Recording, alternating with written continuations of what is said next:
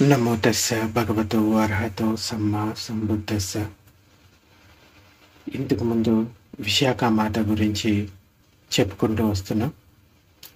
ఆవిడ పెళ్ళై అత్తారింటికి వెళ్ళేంత వరకు చెప్పుకుంటూ ఉన్నాం.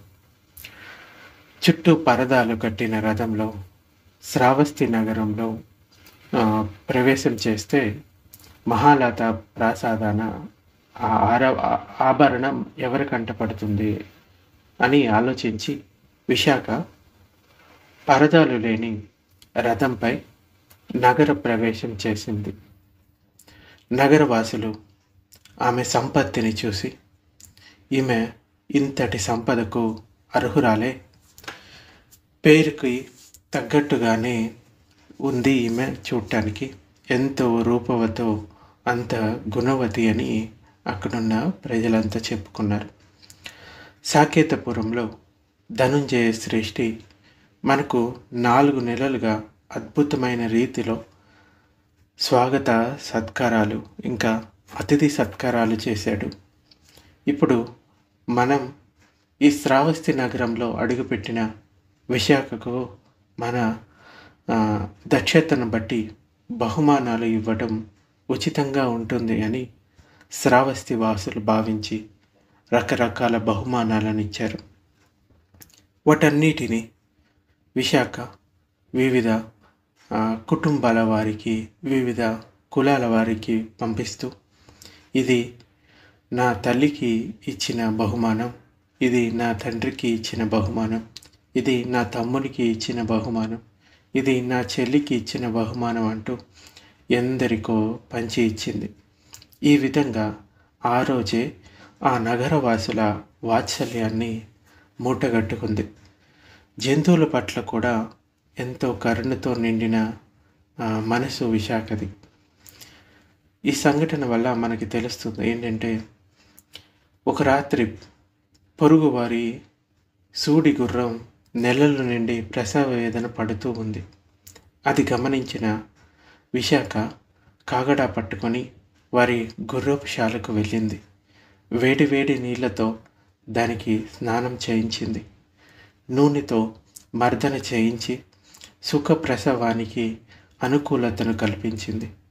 సుఖ ప్రసవ అనంతరం తన చైన మందిరానికి తిరిగి వెళ్ళిపోయింది. మిగార శ్రేష్ఠి కూడా పుత్రుని వివాహ సందర్భంగా కళ్యాణ మహోత్సవాలను జరిపించాడు. కానీ దగ్గరలో ఉన్న విహారంలో విరాజిల్లుతున్న బుద్ధ భగవానుని వైపు మాత్రం తొంగి చూడలేడు. అంటే ఈ మిగార శ్రేష్ఠి యాక్చువల్గా బుద్ధుడు అంటే కొంచెం ఇష్టం ఉండదు. ఎంతో కాలం నుండి మిగార శ్రేష్ఠికి నిగోద అంటే నిఘంటులు ఉంటారు కదా, దిగంబర సన్యాసులతోటి అంటే జైనులతోటి సాంగత్యం ఉండింది. ఆజీవకులు అని కూడా వాళ్ళని పిలుస్తారు. నిఘంటువులు, జైనులు వారి పట్ల ఎంతో భక్తి భావాన్ని కనపరిచేవాడు. ఒకరోజు మిగార శ్రేష్ఠి ఆ దిగంబర సన్యాసులను భోజనానికి పిలిచాడు ఇంటికి. వారికి గౌరవ వందనం చేయవలసిందిగా విశాఖకు వార్త పంపించాడు. ఆమె వస్తూ ఉండగా, అమ్మ విశాఖ, వచ్చి ఈ అర్హంతులకు నమస్కరించు అన్న పిలుపు చెవిన పడటంతో విశాఖ మనసు ఎంతో సంతోషించింది. కానీ అర్హంత అనే శబ్దం విని పులకించిపోయింది. యాక్చువల్గా వాళ్ళు ఎవరు అనేది అవి ఇంకా చూడలేదు. తీరా వచ్చి చూస్తే ఈ దిగంబర సన్యాసుల దర్శనం అయింది. అంటే ఒంటి మీద బట్టలు లేకుండా దిగంబరంగా ఉంటారు. ఇప్పుడు కూడా కొంతమంది జైన సన్యాసులు ఉంటారు కదా. సో ఆ దిగంబర సన్యాస దర్శనం అయింది.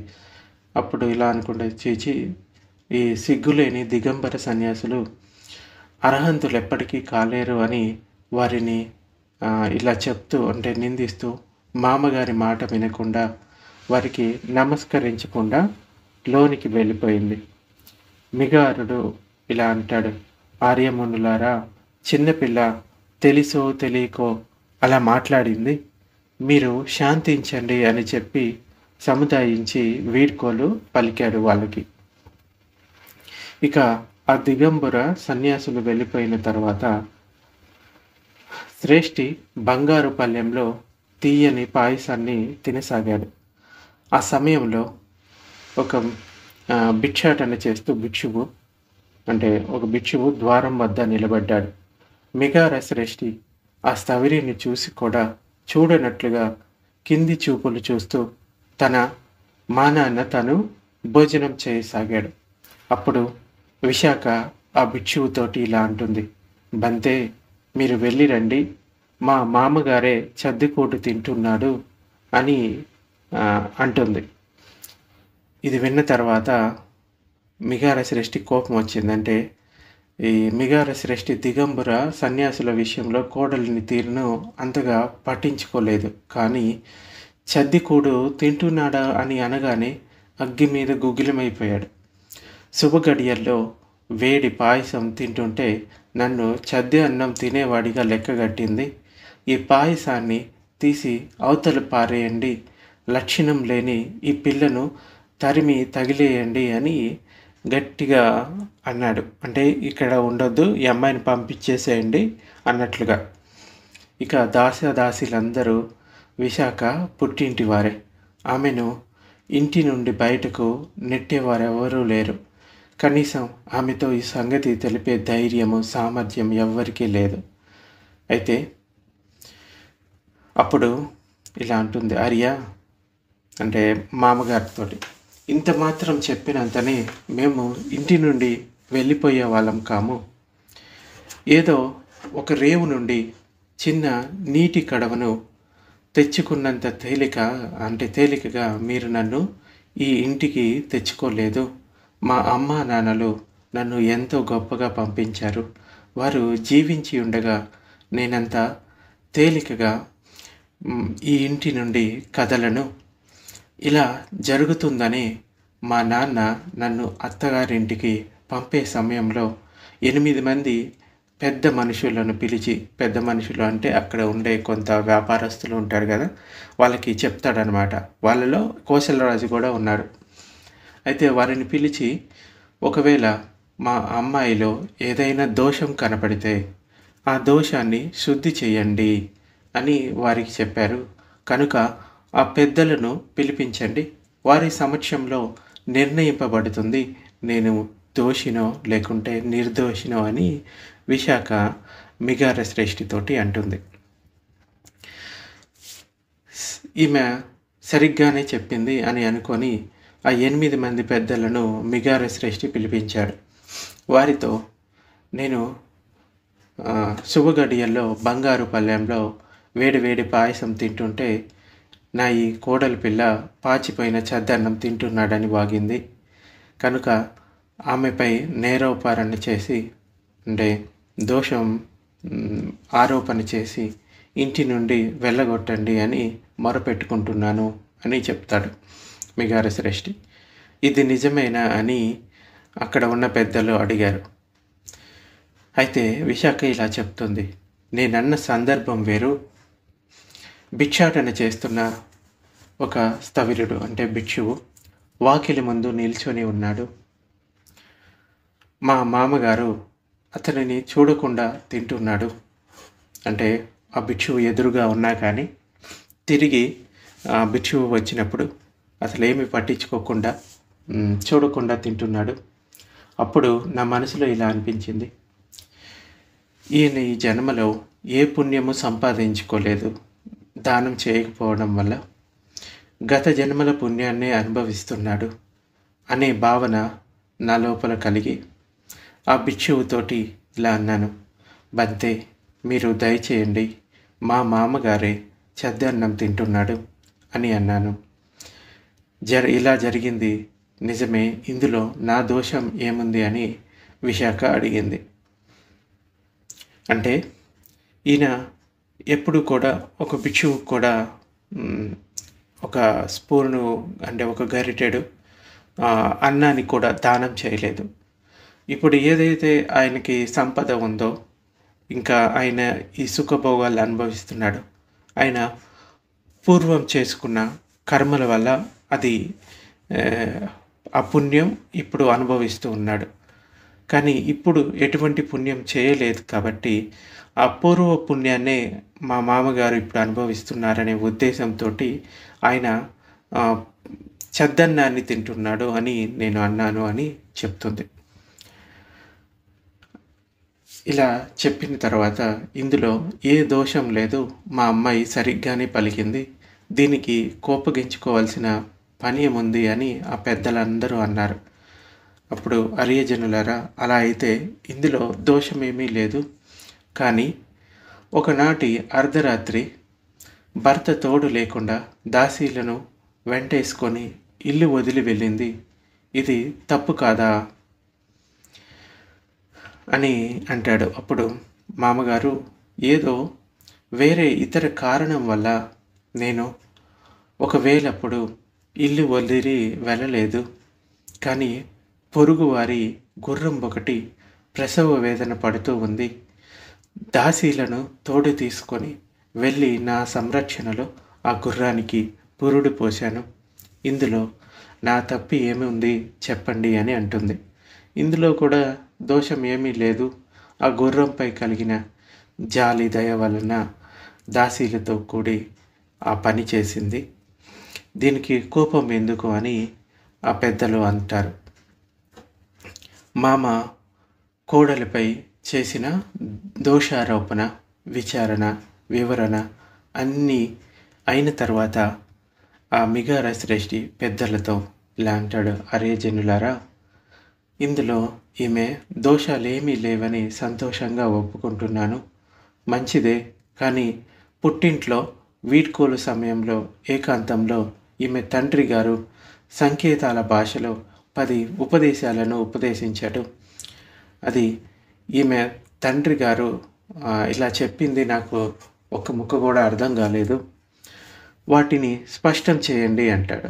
నిన్న కూడా చెప్పుకున్నాం 10 ఉపదేశాలు ఉన్నాయి కదా, అయినా కూడా ఒకసారి మళ్ళీ చెప్పుకుందాం. ఏంటంటే మొదటిది, లోపలి అగ్నిని బయటికి తీసుకువెళ్ళరాదు. అంటే గృహస్థులు పొరుగు వారికి నిప్పు ఇవ్వకూడదా అంటే, మా ఓటి గృహస్థులు పొరుగు వారికి నిప్పు ఇవ్వకూడదా అంటే, పుత్రి ఈ మాట నిజమేనా అని పెద్దలు అడిగారు. అప్పుడు ఇలా చెప్తుంది, గౌరవనీయులారా, మా తండ్రి గారి ఉద్దేశం అది కాదు. ఒకవేళ మా అత్తగారి ఇంట్లో ఎవరిలోనైనా దోషం కనపడినా లేదా ఏదైనా తగాదా జరిగినా ఆ ఇంటి కోడలుగా ఆ విషయాన్ని పొరుగు వారికి చెప్పవద్దని మా నాన్నగారి ఉద్దేశం. ఇంటి కలహాల నిప్పుతో సమానమే కదా. ఈ భావంతో నా తండ్రి లోపలి అగ్నిని బయటకు తీసుకువెళ్ళరాదు అని చెప్పాడు. రెండవ మాట, బయటి అగ్నిని లోపలికి తీసుకురారాదు అని చెప్తాడు. అయితే మేము బయట నుండి మా ఇంటికి నిప్పు తెచ్చుకోకూడదు అంటే, మా అంతటి వారి ఇంట్లో పొయ్యి ఆరిపోయి ఉంటుందా, వారి ఉద్దేశం ఏంటి అని మిగారు శ్రేష్ఠి మళ్ళీ అంటాడు.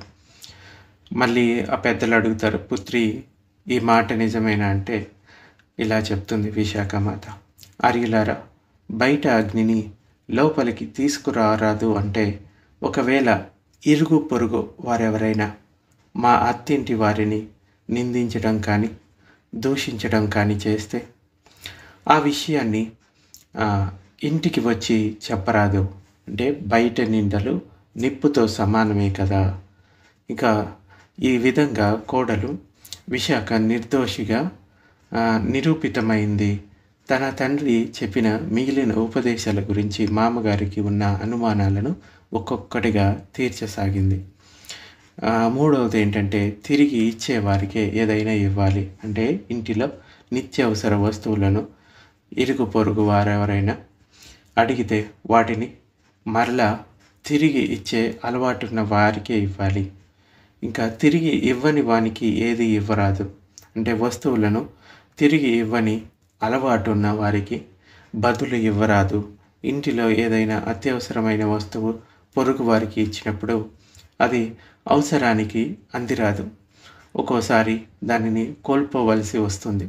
వారితో గల స్నేహ సంబంధాలు కూడా చెడిపోతాయి దానివల్ల. ఇంకా తర్వాతది, తిరిగి ఇచ్చినా ఇవ్వకపోయినా కొందరికి ఇవ్వాలి. అంటే మనకు ఎక్కువగా ఉన్న వస్తువులను ఎవరైనా అడిగితే వారు తిరిగి ఇచ్చేవారైనా లేకుంటే ఇవ్వని వారైనా, వారు ధనికులైనా పేదవారైనా ఇవ్వవచ్చు. వారు ఇవ్వకపోయినా కూడా మనసులో కఠినత్వం కలగకూడదు. ఇంకా సుఖంగా కూర్చోవాలి. దీని అర్థం ఏంటంటే అత్తమామలు పెద్దలు నిలుచొని ఉంటే, కోడలు కూర్చుంటే అది సుఖంగా కూర్చోవడం అని అనబడదు. వారందరూ కూర్చున్న తర్వాత కూర్చుంటే దాన్ని సుఖంగా కూర్చోవడం అంటారు. తర్వాతది సుఖంగా తినాలి. అదేంటంటే ఇంటిల్లపాది అంటే కుటుంబం మొత్తం తిన్న తర్వాత ఇల్లాలు తినడాన్ని సుఖంగా తినడం అంటారు. ఇదే ఆమెకు సముచితమైన భోజనం. ఇంకా సుఖంగా నిద్రించాలి. దీని అర్థం ఏంటంటే ఇంటి పనులన్నిటినీ పూర్తి చేసుకొని తర్వాత పెద్దల సేవలు చేసి, అంటే వారికి కావాల్సినవన్నీ అందించి వారందరూ నిద్రించిన తర్వాత గృహిణి నిద్రించడాన్ని సుఖంగా నిద్రించడం అంటారు. ఇంకా అగ్ని పరిచర్యలు చేయాలి. అంటే భర్తను, అత్తమామలను, ఇంకా వృద్ధులను అగ్ని సమాన తేజమయులుగా భావించి వారి గౌరవించడాన్ని అగ్ని పరిచర్యలు అంటారు. ఇంకా ఇంట్లోని దేవతలకు నమస్కరించాలి. దీని అర్థం ఏంటంటే భర్తను, అత్తమామలను, ఆ ఇంట్లో ఉండే వృద్ధులను కుల దేవతల వలె భావించి వారికి నమస్కరించాలి, వారికి సేవ చేయాలి. వారే ఇంట్లోని దేవతలుగా భావించాలి. విషయాలన్నీ ఎంతో స్పష్టమైన తర్వాత ఆ శ్రేష్ఠి తల వంచుకొని కూర్చున్నాడు. అప్పుడు పెద్దలు ఇలా అంటారు, ఆర్య, మీరు సంతృప్తి చెందారా? లేక ఇంకేమైనా దోషాలు ఉన్నాయా? అంటే దోషాలను ఆమెలో చూపించాలనుకుంటున్నారా అని అడిగారు. లేదు అరే జనులారా, లేదు అని మిగారుడు చెప్తాడు. అయితే విశాఖమాత ఇలా అంటుంది, గౌరవనీయులైరా, మామగారు చెప్పినంత మాత్రాన మీ సమక్షంలో నా నిర్దోషత్వాన్ని నిరూపించుకోకుండా కోడలినై ఉండి పుట్టింటికి వెళ్ళడం ఉచితం కాదు. ఎందుకంటే మా తండ్రి గారు మీతో చెప్పారు కదా, మా అమ్మాయి మీద ఏదైనా దోషం ఆరోపించబడితే దానిని పరిష్కరించవలసింది అని. ఇప్పుడు సత్యం నిరూపించబడింది కనుక ఇక నేను నా పుట్టింటికి వెళ్ళడం తప్పు కాదు అని పెద్దలతో చెప్పి దాసాదాసీలకు రథాన్ని సిద్ధం చేయమని ఆజ్ఞ ఇచ్చింది. అప్పుడు ఇలా అంటాడు మిగార శ్రేష్ఠి, పుత్రి, నేను అజ్ఞాన వశాన దోషారోపణ చేశాను, నన్ను క్షమించు తల్లి. మన ఇంటిని చక్కబెట్టవలసింది నువ్వే, నీవు దయచేసి వెళ్ళవద్దు అని అంటాడు. అయితే అర్యులారా, నేను క్షమించుచున్నాను, కానీ నేను బుద్ధ శాసనం పట్ల, అంటే బుద్ధుడి పట్ల, ధర్మం పట్ల, సంఘం పట్ల, ఆయన బోధనల పట్ల ఎంతో గాఢమైన భక్తి శ్రద్ధలను కనపరిచే ఇంటి బిడ్డను. ఈమె 7 సంవత్సరాల వయసులోనే శృతపనురాలైంది. కానీ మామగారి ఇంటికి వచ్చిన తర్వాత ఇక్కడ వాళ్ళు బౌద్ధం గురించి వాళ్ళకి ఏమీ తెలియదు. అయినా కూడా ఇంకా అక్కడ అలవాట్లకు తగ్గట్టుగా ఆమె నడుచుకుంటూ ఉండింది. సో ఈ సందర్భంలోనే ఆమె ఈ విషయాన్ని చెప్తుంది. సో మా ఇంట్లో ప్రతిరోజు కూడా ఎంతోమంది భిక్షువులకి ఆతిథ్యం ఇస్తాము. భిక్షు సంఘాన్ని సేవించడం మా నిత్య ధర్మం. ఇక నుండి నాకు భిక్షు సంఘాన్ని నా అభిష్టం మేరకు సేవించుకునే స్వేచ్ఛ లభించే పక్షంలో మాత్రమే ఇక్కడ ఉండగలను అని విశాఖమాత అంటుంది. పుత్రి, నీవు నీ ఇష్టం వచ్చిన రీతిగా భిక్షు సంఘాన్ని సేవించుకోవచ్చు, నాకు ఎలాంటి ఇబ్బంది లేదు అని మిగారుడు సమ్మతించాడు. విశాఖ మామగారి అనుమతి పొంది ఆ మరుసటి రోజే భగవానుణ్ణి, ఆయన భిక్షు సంఘాన్ని భోజనానికి ఆహ్వానించింది. భగవానుడు వస్తున్నాడని తెలియగానే ఆ దిగంబర సన్యాసుల సమూహం కూడా అక్కడికి వచ్చింది. విశాఖ భగవానునికి భిక్షు సంఘానికి ఉచిత రీతిన వందనాలు, గౌరవ సత్కారాలు చేసింది. తర్వాత మామగారు వచ్చి భగవానునికి భోజనం అంటే మామగారు వచ్చి భగవానునికి భోజనం వడ్డించండి అని మామగారికి సందేశం పంపింది. కానీ ఆయన కోడలనే వడ్డించవలసిందిగా తెలిపాడు. భోజన అనంతరం ధర్మ సందేశం వినవలసిందిగా మామగారికి వార్త పంపింది. ఇక వెళ్ళకపోతే ఉచితంగా ఉండదు అని భావించి ఆ మిగార శ్రేష్ఠి భగవానుని వద్దకు బయలుదేరాడు. కానీ ఆ దిగంబర సన్యాసులు పరదాల చాటున వినవలసిందిగా అతనికి ఆంక్ష పెట్టారు. అంటే మీరు డైరెక్ట్గా బుద్ధుడిని కలవకూడదు, మీరు వినాలనుకుంటే పరదాల చాటున కనపడకుండా వినండి అని నిఘంటువులు చెప్తారనమాట. కానీ ఆ దిగంబర సన్యాసులు చెప్పిన తర్వాత శ్రేష్ఠి అక్కడకు చేరకముందే పరదా కట్టారు. ఆయన వచ్చి పరదా చాటున కూర్చున్నాడు. నీవు పరదా చాటున కూర్చున్నా, పర్వతం మాటున కూర్చున్నా, ఈ లోకం బయట కూర్చున్నా నేను నీకు వినపడేటట్లు ధర్మోపదేశం ఇవ్వగలను అని భగవానుడు ఉద్ఘోషించి తన ధర్మోపదేశం ఇవ్వసాగాడు. ధర్మోపదేశం ఇచ్చే సమయంలో తన ముందు కూర్చొని వింటున్న వ్యక్తికైనా, ఇంకా శతసహస్ర బ్రహ్మాండంలో కూర్చొని వింటున్న వారికైనా ప్రతి వ్యక్తికి భగవానుడు నా వంకే చూస్తూ నాకే ఉపదేశిస్తున్నాడు అనే అనుభవం కలుగుతుంది. అంటే భగవానుడి ఉపదేశాలు వింటున్నప్పుడు ఈ విషయాన్ని ప్రత్యేకంగా నా కోసమే చెప్తున్నాడా భగవానుడు అన్నట్టుగా ఉంటుంది. ప్రతి ఒక్కరికి అలాగే అనిపిస్తూ ఉంటుంది.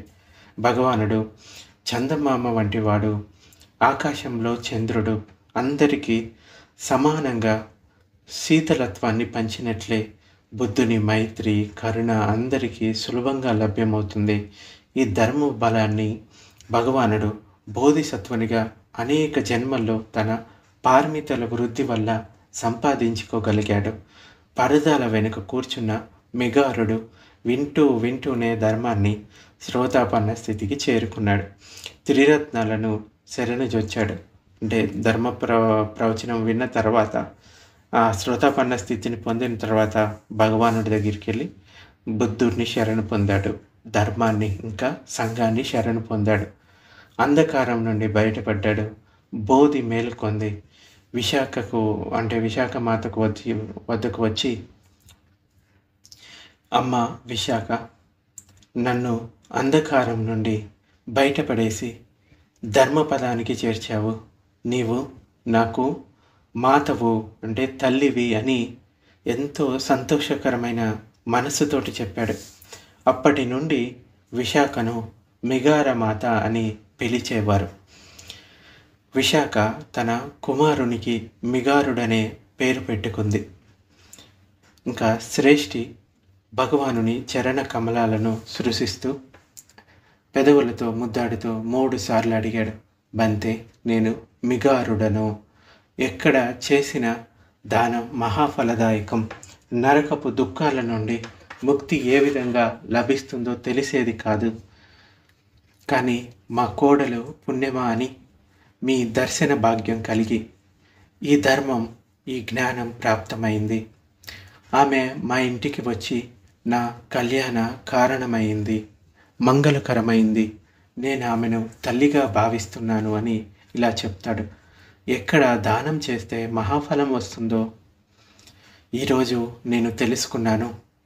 నా కళ్యాణం కోసమే ఈ భద్రమైన మంచి కోడలు తల్లి మా ఇంటికి వచ్చింది.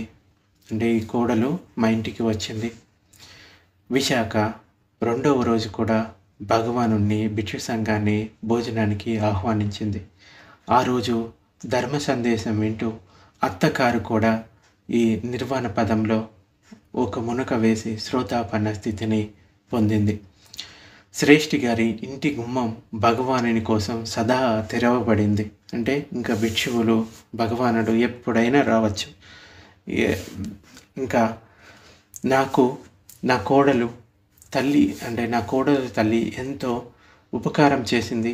నేను కూడా ఆమెకు ప్రసన్నత చేకూరుస్తాను అని నిత్యం ధరించే విధంగా ఒక నగను చేయిస్తాను అని పుట్టింటి నుంచి తెచ్చిన మహాలత ప్రాసాదనం ఎంతో భారమైంది, దానిని ప్రతినిత్యం ధరించడం సాధ్యం కాదు అని ఆలోచించి మిగారశ్రేష్ఠి 1,00,000 ముద్రలు ఖరీదు చేసే ధనముట్టిక అనే నగను తయారు చేయించాడు. దానిని ధరించి విశాఖ భగవానునికి ఇంకా ఆయన భిక్షు సంఘానికి భోజనం వడ్డించి వారికి వందనం చేసింది. ఈ విధంగా విశాఖ దానాది పుణ్యకార్యాలను చేస్తూ గృహస్థు ధర్మాన్ని సమర్థవంతంగా నిర్వహించసాగింది. ఆమెకు 10 మంది పుత్రులు, 10 మంది పుత్రికలు కలిగారు. ప్రతి బిడ్డకు 10 మంది మళ్ళీ పుత్రులు, 10 మంది పుత్రికలు వాళ్ళకి పుట్టారు. ఈ విధంగా 120 ఏళ్ళ ముదుసలి కాలానికి ఆమె కుటుంబం కొడుకులు, కూతుళ్ళు, మనవళ్ళు, మనవరాళ్ళు, ముది మనవళ్ళు, మనవరాలు, పిల్ల పిచ్చు అంతా కలిసి 8,400 మంది అయ్యారు.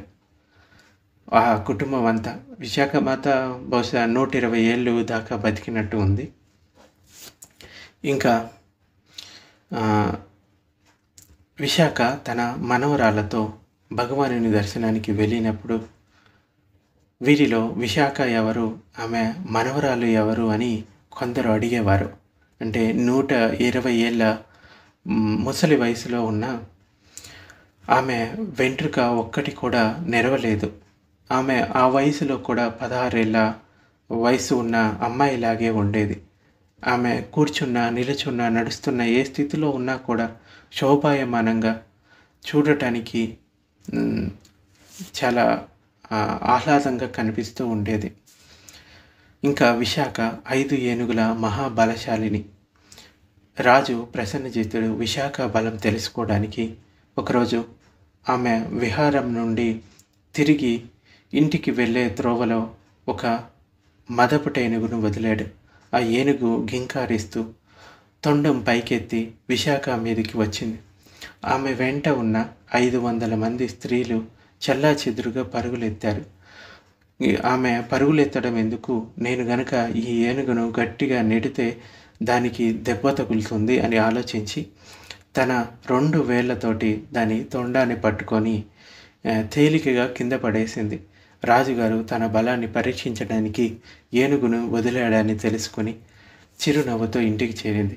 ఇది ఎంతవరకు నిజం మనకు తెలియదులే, కానీ కాకపోతే వాళ్ళు ఇంతకు ముందు జన్మల్లో చేసుకున్న పుణ్యం కారణంగా వాళ్ళకి బలం లభిస్తుంది అని, శక్తి లభిస్తుంది అని చాలా చోట్ల మనం చూస్తూ ఉంటాము.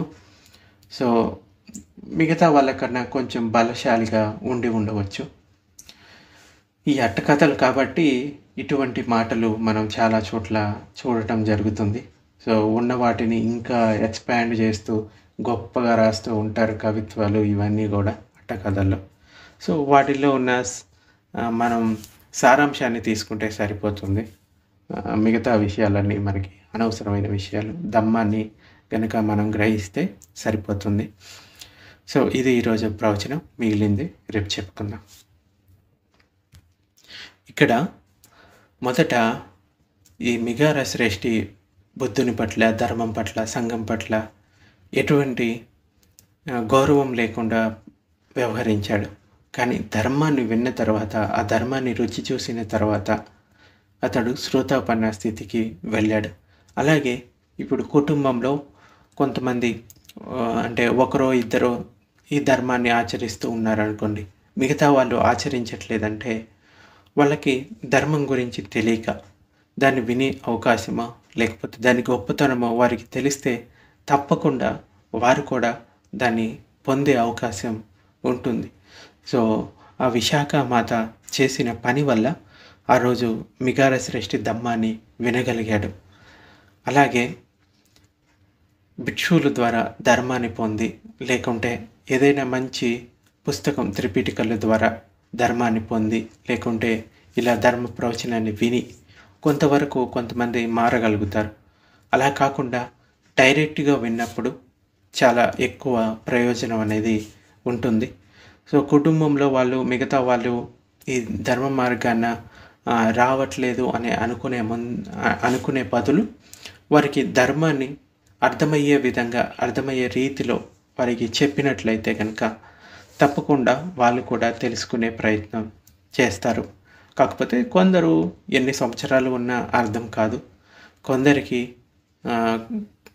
1-2 ప్రవచనాల్లోనే వారికి ధర్మాన్ని అర్థమవుతుంది. వాళ్ళు గ్రహించగలుగుతారు దీంట్లో ఉన్న విషయాలని. సో ఇది ఈరోజు ప్రవచనం.